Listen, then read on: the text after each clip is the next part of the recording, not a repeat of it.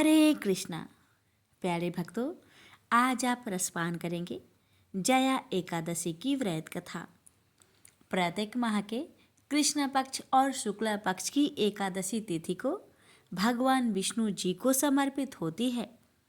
इस तिथि पर जगत के पालनहार भगवान विष्णु एवं माता लक्ष्मी की पूजा की जाती है।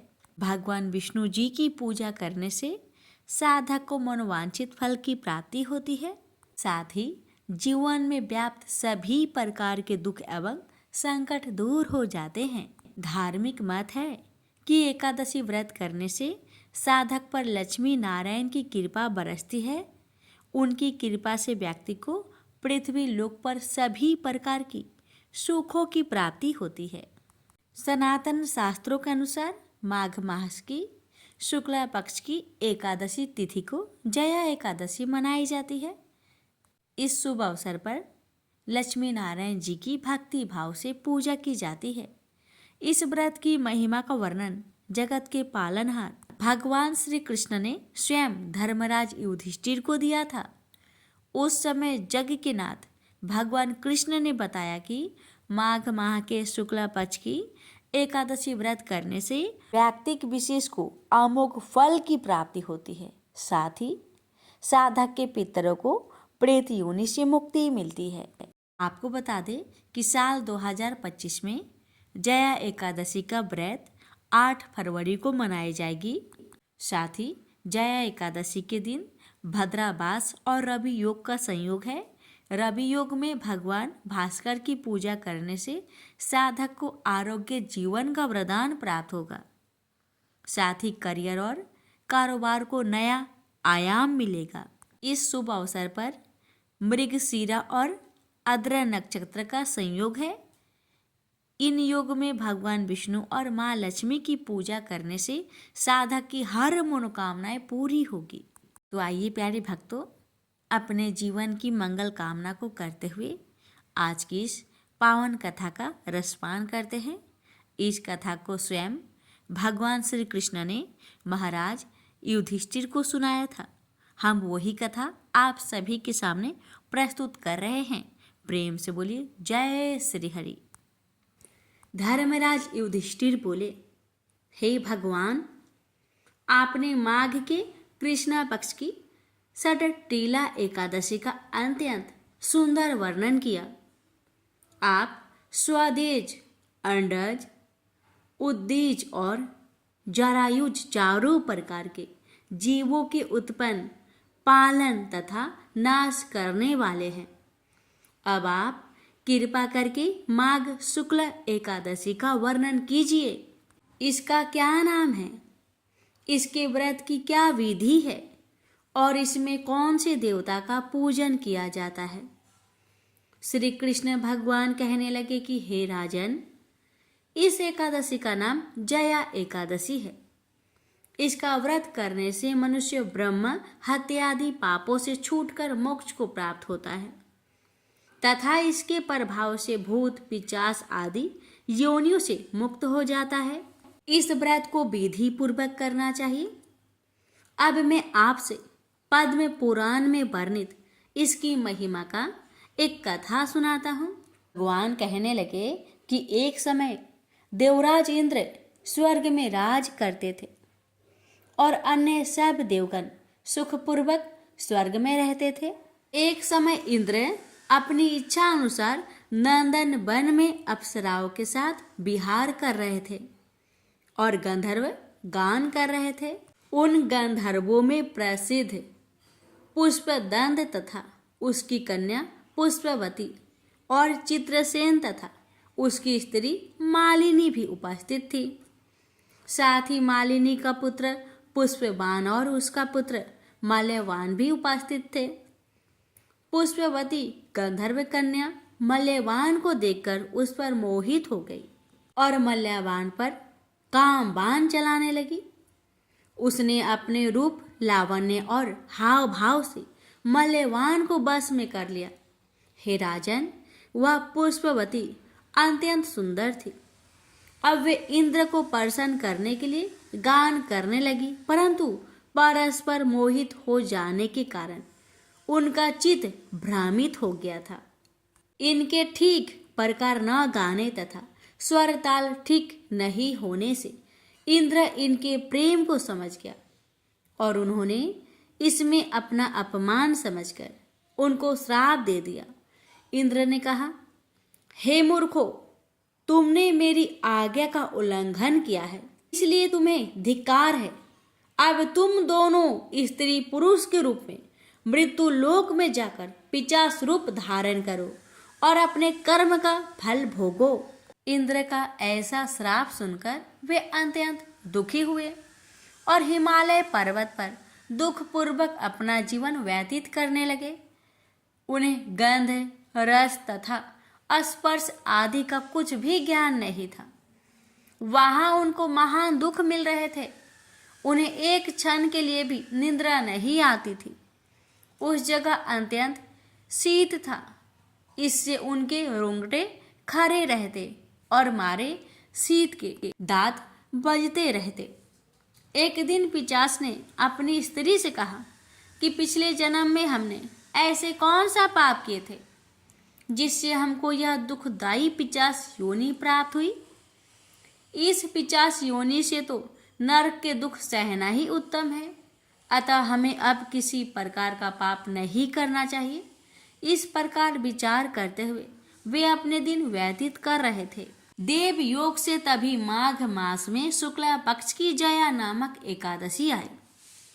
उस दिन उन्होंने कुछ भी भोजन नहीं किया और ना कोई पाप कर्म ही किया, केवल फल फूल खाकर ही दिन व्यतीत किया और सायंकाल के समय महान दुख से पीपल के वृक्ष के नीचे बैठ गए। उस समय सूर्य भगवान अस्त हो रहे थे। उस रात को अत्यंत ठंड थी, इसी कारण वे दोनों शीत के मारे अति दुखित होकर मृतक के समान आपस में चिपटे हुए पड़े रहे। उस रात्रि को उनको निद्रा भी नहीं आई। हे राजन, जया एकादशी के उपवास और रात्रि के जागरण से दूसरे दिन प्रभात होते ही उनकी पिशाच योनि छूट गई। अत्यंत सुंदर गंधर्व और अप्सरा की देह धारण कर सुंदर वस्त्र भूषणों से अलंकृत होकर उन्होंने स्वर्ग लोक को प्रस्थान किया। उस समय आकाश में देवता उनकी स्तुति करते हुए पुष्प वर्षा करने लगे। स्वर्ग लोक में जाकर इन दोनों ने देवराज इंद्र को प्रणाम किया।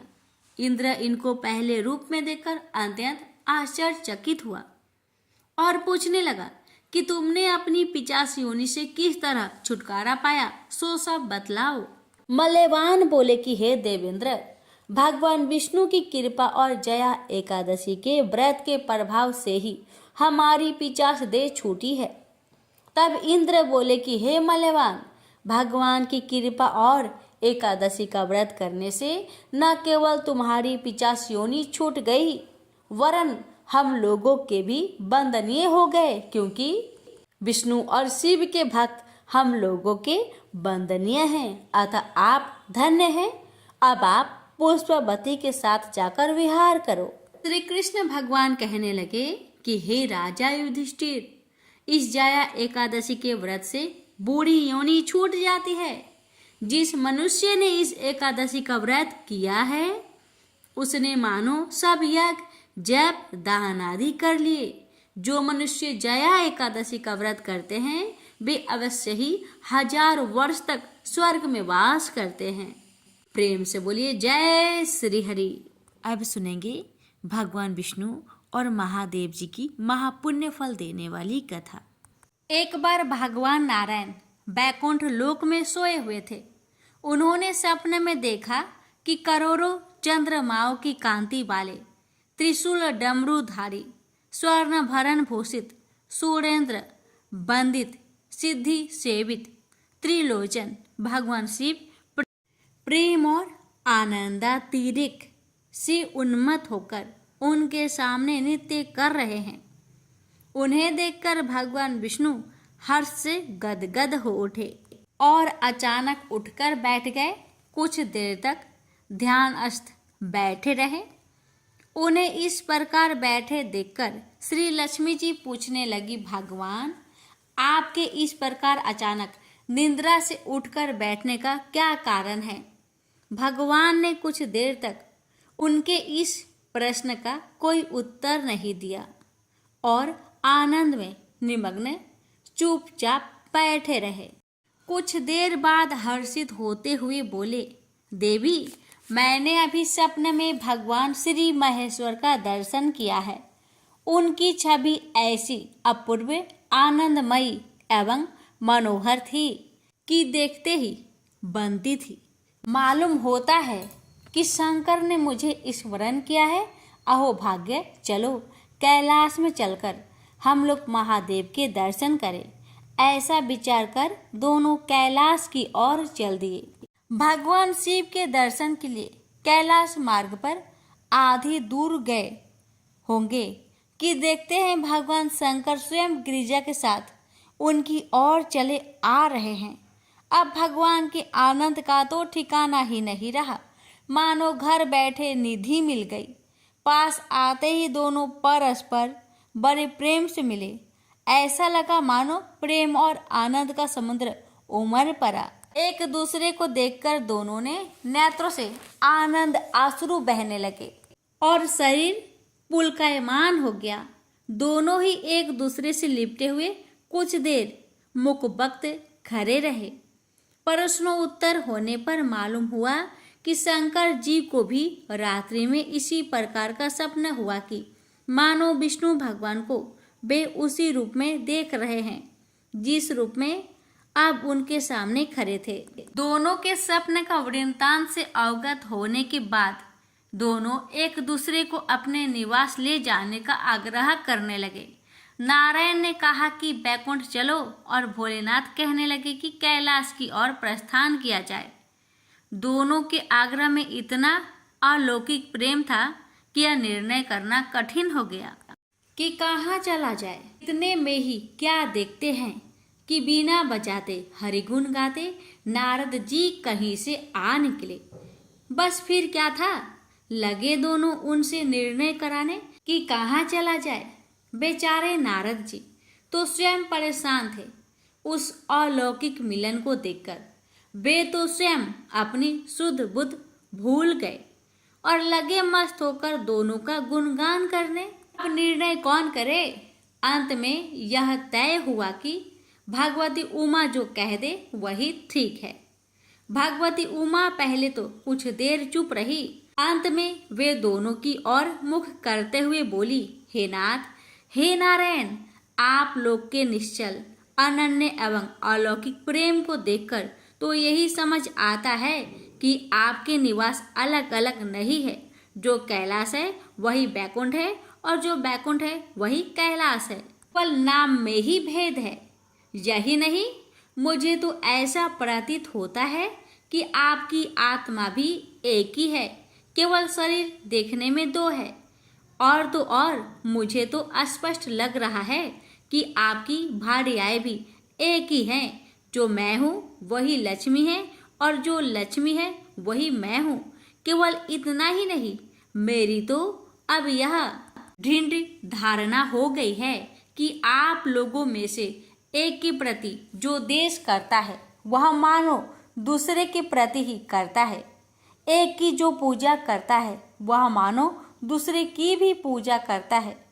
मैं तो तय समझती हूँ कि आप दोनों में जो भेद मानता है उसका चिरकाल तक घोर पतन होता है। मैं देखती हूँ कि आप मुझे इस प्रसंग में अपना मध्य स्थल बनाकर मानो मेरी प्रवचना कर रहे हैं, मुझे असमंजस में डाल रहे हैं, मुझे भुला रहे हैं। अब मेरी यह प्रार्थना है कि आप लोग दोनों ही अपने अपने लोक को पधारिए। श्री विष्णु यह समझे कि हम शिव रूप में बैकुंठ जा रहे हैं और महेश्वर यह माने कि हम विष्णु रूप में कैलाश गमन कर रहे हैं। इस उत्तर को सुनकर दोनों परम प्रसन्न हुए और भगवती उमा की प्रशंसा करते हुए दोनों ने एक दूसरे को प्रणाम किया और अत्यंत हर्षित होकर अपने अपने लोक को प्रस्थान किया। लौटकर जब श्री विष्णु बैकुंठ पहुँचे तो श्री लक्ष्मी जी ने उनसे प्रश्न किया, हे प्रभु, आपको सबसे अधिक प्रिय कौन है? भगवान बोले, प्रिय, मेरी प्रियतम केवल श्री शंकर है। देहधारियों को अपने देह की भांति वे मुझे अकारण ही प्रिय है। एक बार मैं और श्री शंकर दोनों पृथ्वी पर घूमने निकले। मैं अपने प्रियतम की खोज में इस आशय से निकला कि मेरी ही तरह जो अपने प्रियतम की खोज में देश देशांतर में भटक रहा होगा, वही मुझे अकारण प्रिय होगा। थोड़ी देर के बाद मेरी श्री शंकर जी से भेंट हो गई। वास्तव में मैं ही जनार्दन हूँ और मैं ही महादेव हूँ। अलग अलग दो घरों में रखे हुए जल की भांति मुझ में और उनमें कोई अंतर नहीं है। शंकर जी के अतिरिक्त शिव की चर्चा करने वाला शिव भक्त भी मुझे अत्यंत प्रिय है। इसके विपरीत जो शिव की पूजा नहीं करते वे मुझे कदापि प्रिय नहीं हो सकते।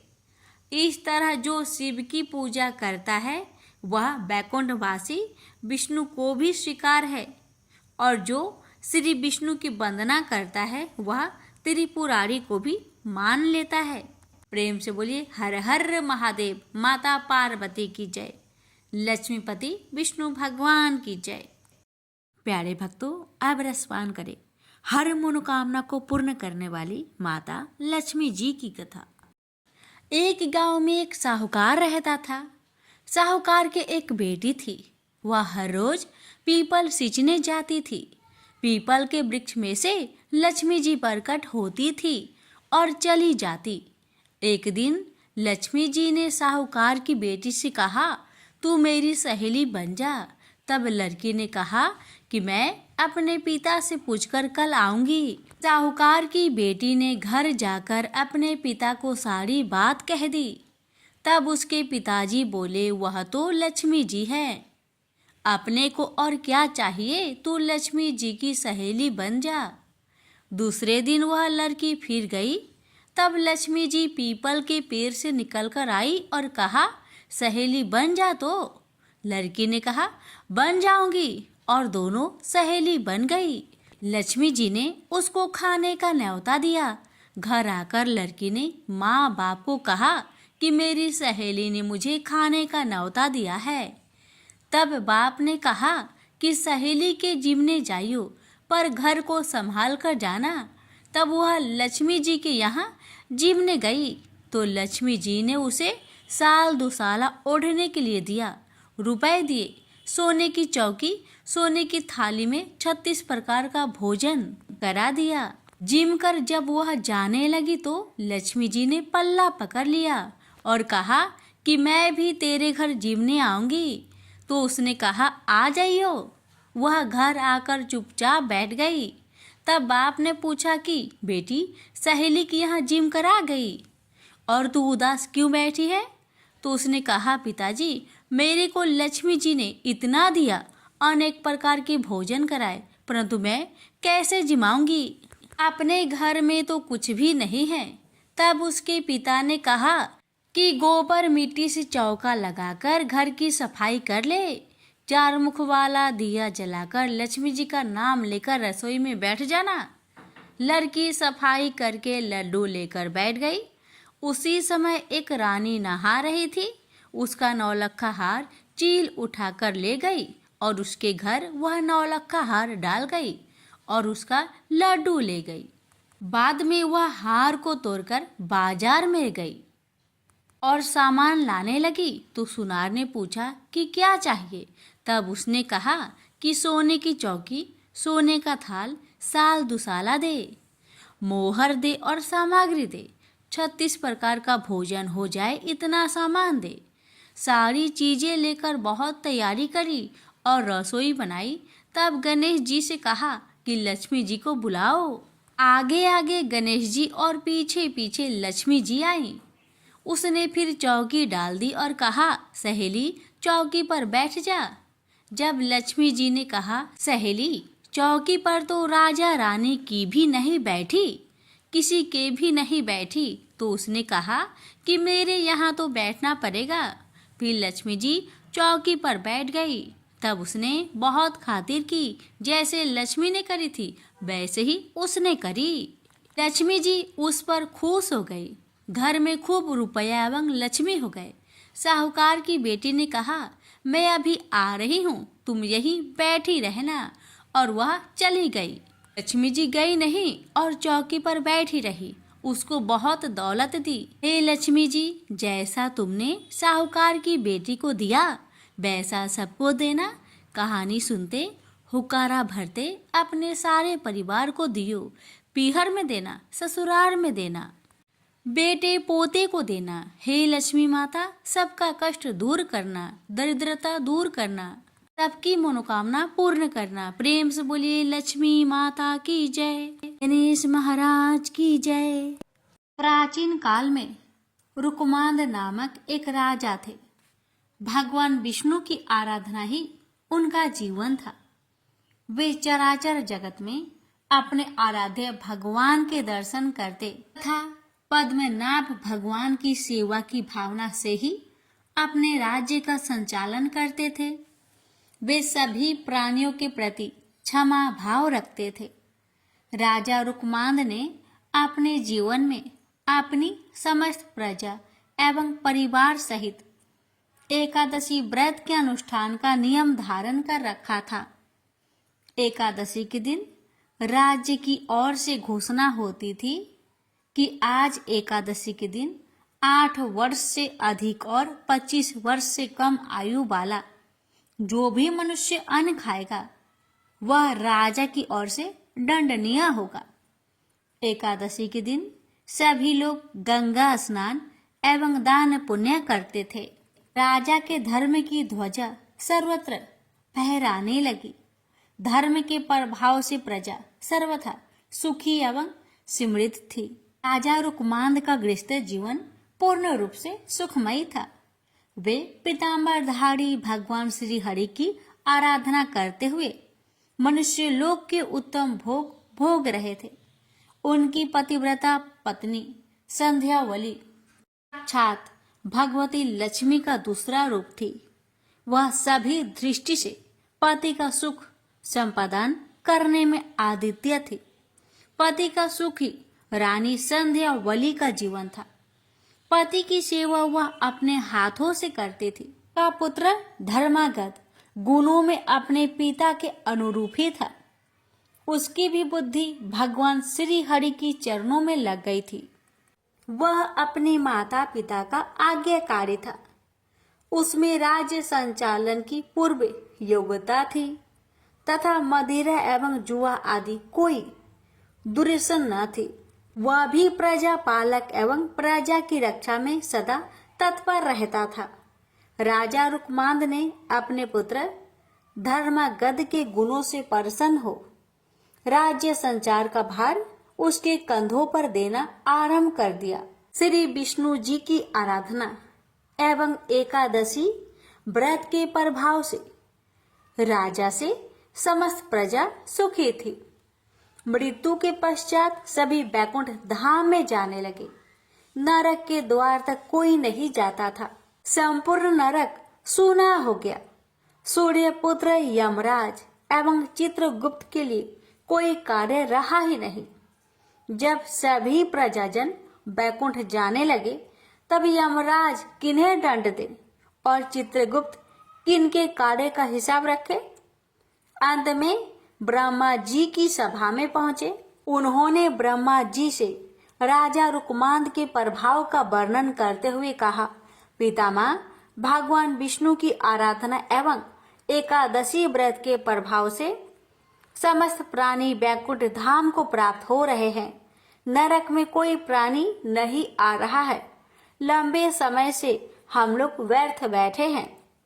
यह सुनकर ब्रह्मा जी को अत्यंत प्रसन्नता हुई। वे मन ही मन भक्तराज रुकमांद को नमन करने लगे। ब्रह्मा जी रुकमांद की ऐसी अद्भुत महिमा को और बढ़ाना चाहते थे। उन्होंने अपने मन के संकल्प से एक अत्यंत सुंदर एवं लावण्यवती नारी को प्रकट किया। उस नारी का नाम मोहिनी था। वह संसार की सभी सुंदरियों में श्रेष्ठ व रूप वैभव से संपन्न थी। एक दिन राजा रुकमांद वन भ्रमण के लिए निकले हुए थे। उसी वन में वह मोहिनी अत्यंत मधुर बीना बजा रही थी। उस रूप राशि को देखकर राजा रुकमांद मोहित हो गए। राजा ने मोहिनी से परिणय की याचना की। मोहिनी ने मुस्कुराते हुए एक शर्त रखी कि जिस समय पर मैं जो कहूँ आपको उसका पालन करना होगा। राजा ने मोह के वशीभूत होकर वह शर्त स्वीकार कर ली और वे मोहिनी के साथ अपनी राजधानी लौट आए। यहाँ वे मोहिनी के साथ सुख से समय व्यतीत करने लगे। युवराज धर्मागध ने शासन प्रबंध की पूर्ण योग्यता प्राप्त कर ली थी। उसने भूमंडल के सभी मंडलों को जीतकर उन पर अपना शासन जमा लिया था। अपने बहुमूल्य रत्न मणियां लाकर अपने पिता को समर्पित किए। धर्मागध के सुशासन से प्रसन्न होकर रुकमांद ने अपनी संपूर्ण शासन व्यवस्था उसे सौंप दी। योग कन्या से धर्मागध का विधि पूर्वक विवाह हुआ। ब्रह्मा जी ने मोहिनी को राजा रुकमांद की परीक्षा के लिए ही भेजा था। सुखपूर्वक बहुत समय व्यतीत होने पर एक दिन वह अवसर आ उपस्थित हुआ। रुकमांद का एकादशी व्रत निर्विघ्न चल रहा था। वह एकादशी के दिन कभी अन्न ग्रहण नहीं करते थे।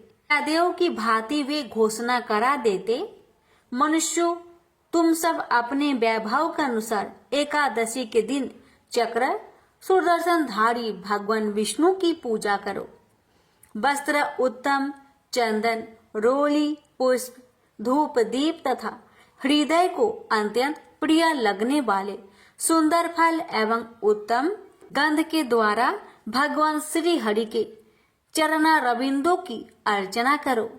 जो भगवान विष्णु का लोक प्रदान करने वाले मेरे इस धर्म सम्मत वचन का पालन नहीं करेगा, निश्चित ही उसे कठोर दंड दिया जाएगा।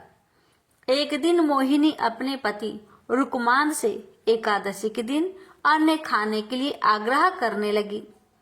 उसने हठ पूर्वक कहा कि गृहस्थ राजा जो सदैव परिश्रम करता है उसे कभी भी अन्न नहीं छोड़ना चाहिए।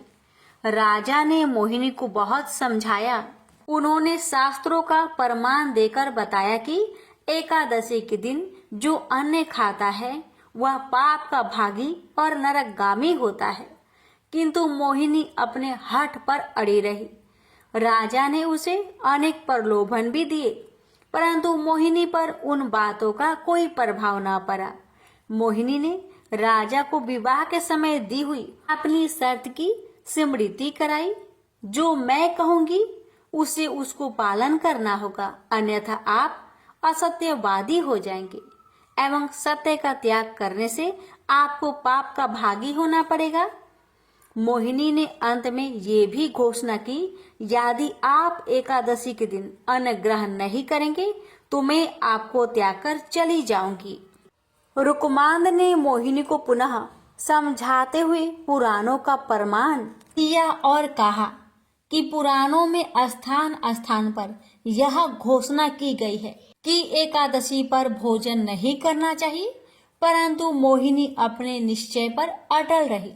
वह अपने पति को असत्यवादी घोषित करते हुए उन्हें छोड़कर जाने को तत्पर थी। इधर राजा रुकमांद मोहिनी पर आसक्त होते हुए भी एकादशी के दिन अन्न न ग्रहण करने के निश्चय पे दृढ़ थे। पितृभक्त धर्मांगद एवं पतिव्रता रानी संध्यावली ने मोहिनी को राजा को छोड़कर न जाने के लिए बहुत समझाया। रानी संध्यावली ने अत्यंत मधुर वाणी में मोहिनी से कहा, जो नारी सदा अपने पति की आज्ञा का पालन करती है उसे सावित्री के समान अक्षय तथा निर्मल लोक प्राप्त होते हैं। देवी, तुम अपना यह आग्रह छोड़ दे। महाराज ने कभी बचपन में भी एकादशी के दिन अन्न ग्रहण नहीं किया है, अतः तुम इसके लिए उन्हें बाध्य मत करो। तुम उनसे कोई अन्य वर मांग लो। देवी, जो वचन से और शपथ दोष से पति को विवश करके उनसे न करने योग्य कार्य करा लेती है, वह पाप परायणता नारी नरक में निवास करती है।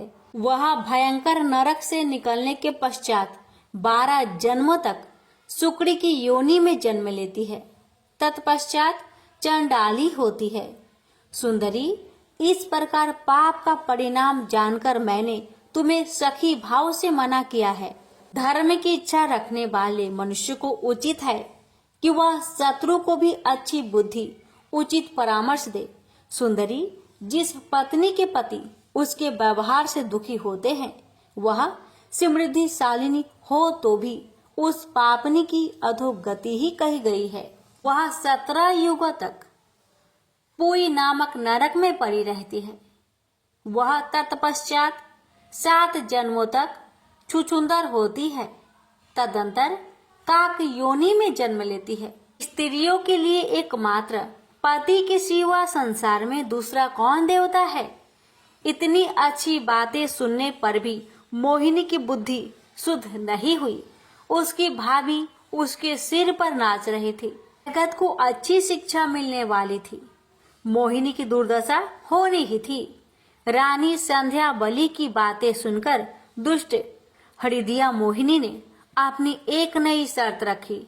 राजा रुकमांद अपने हाथों से अपने पुत्र धर्मागध की सिर काटकर भेंट करे अथवा एकादशी के दिन का अन्न ग्रहण करे, तभी उनके सत्य की रक्षा हो सकती है। राजा रुकमांद मोहिनी की नई शर्त सुनकर अर्ध मूर्छित से होने लगे। मूर्ख मोहिनी को अपनी भाभी दुर्दशा का किंचित मात्र भी विचार नहीं था। वह अपने पति को अनेक समझाने एवं अनुनय विनय करने पर भी कुछ ध्यान न देकर अपने हठ पर अड़ी रही। अंत में धर्मागध एवं रानी संध्या बलि ने महाराजा रुकमान से प्रार्थना करके उन्हें सत्य की रक्षा के लिए राजी किया। सत्य की महिमा विलक्षण है। राजा रुकमांद हाथ में तलवार लेकर धर्मागध का सिर काटने के लिए उद्धत हुए। धर्मागध ने भक्ति पूर्वक माता पिता के चरणों में सिर टेककर प्रणाम किया और भगवान विष्णु के ध्यान में मग्न हो तलवार की धार के सामने अपना सिर धरती पर रख दिया। कृपालु भगवान विष्णु राजा रुकमांद, रानी संध्या बलि एवं धर्मागध की धैर्य देख रहे थे। चमचमाती तलवार जैसे ही धर्मागध के सिर को छूने वाली थी, तैसे ही भगवान श्री हरि ने प्रकट होकर राजा का हाथ पकड़ लिया। उस अद्भुत दृश्य को देवगण भी देख रहे थे।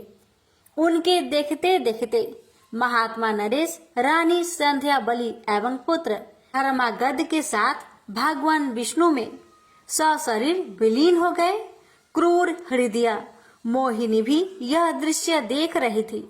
राजा के पुरोहित बसु से यह सब देखा नहीं गया। उनके संकल्प से दुष्टा मोहिनी वही भस्म में हो गई। प्रेम से बोलिए जय श्री हरि। कथा को जो भी भक्त एकादशी के दिन श्रद्धा भाव से श्रवण करता है, उस भक्त की हर मनोकामना विष्णु भगवान अवश्य ही पूरी करते हैं। सुनिए समस्त मनोकामना को पूर्ण करने वाली विष्णु सहस्त्र नाम पाठ। विष्णु सहस्त्र नाम स्रोत का उल्लेख महाभारत के अनुशासन पर्व में मिलता है।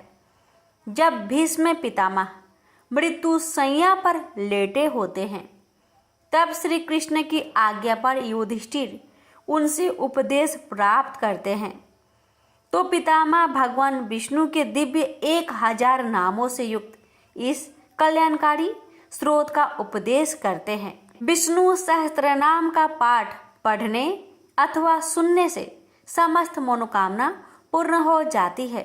घर में धन्य धान्य सुख संपदा बनी रहती है। यदि आप विष्णु सहस्त्र नाम स्रोत यानी श्री हरि के 1000 नामों और उनकी महिमा को पढ़ने में असमर्थ है, तो मात्र एक श्लोक से ही इस पाठ का पुण्य प्राप्त किया जा सकता है। वो श्लोक इस प्रकार है। श्री राम रामेति रामेति रमे रामे मनोरमे सहस्त्र नाम तन तुल्यम राम नाम वरानने। शिव जी माता पार्वती से कहते हैं कि श्री राम नाम के मुख में विराजमान होने से राम राम इसी 12 अक्षर नाम का जप करो। हे पार्वती, मैं भी इन्हीं मनोरम राम में रमता हूँ। यह राम नाम विष्णु जी के सहस्त्र नाम के तुल्य है। भगवान राम के राम नाम को विष्णु सहस्त्र नाम के तुल्य कहा गया है। इस मंत्र को श्री राम तारक मंत्र भी कहा जाता है और इसका जाप संपूर्ण विष्णु सहस्त्र नाम या भगवान विष्णु के 1000 नामों के जाप के समतुल्य है। यह मंत्र श्री राम रक्षा स्तोत्रम के नाम से भी जाना जाता है। एक बार देवों के देव महादेव जी ने माता पार्वती जी से अपने साथ भोजन करने का अनुरोध किया तो भगवती ने यह कहकर टाल दिया कि वे अभी विष्णु सहस्त्र नाम का पाठ कर रही है, इसमें कुछ देर लगेगी, तब तक आप प्रतीक्षा करें। भगवान शंकर ने जब पुनः पार्वती जी को बुलाया तब भी पार्वती जी ने यही उत्तर दिया कि वे विष्णु सहस्त्र नाम के पाठ के पूर्ण होने के बाद ही आ सकेगी। शिव जी को उस समय बड़ी जल्दी थी, भूख लग रही थी और भोजन ठंडा हो रहा था। ऐसे में भूत भावन भगवान शिव जी ने कहा, हे पार्वती, राम राम कहो। एक बार राम कहने से विष्णु सहस्त्र नाम का संपूर्ण फल मिल जाता है, क्योंकि श्री राम नाम ही विष्णु सहस्त्र नाम के तुल्य है। इस प्रकार शिव जी के मुख से इस 2 अक्षर के नाम राम का विष्णु सहस्त्र नाम के समान जप सुनकर माँ पार्वती अभिभूत हो गई और उन्होंने भी तब राम इस दिव्य अक्षर नाम का जप करके प्रसन्न होकर शिव जी के साथ भोजन किया। प्रेम से बोलिए सिया रामचंद्र की जय। हर हर महादेव, माता पार्वती की जय, लक्ष्मी नारायण की जय।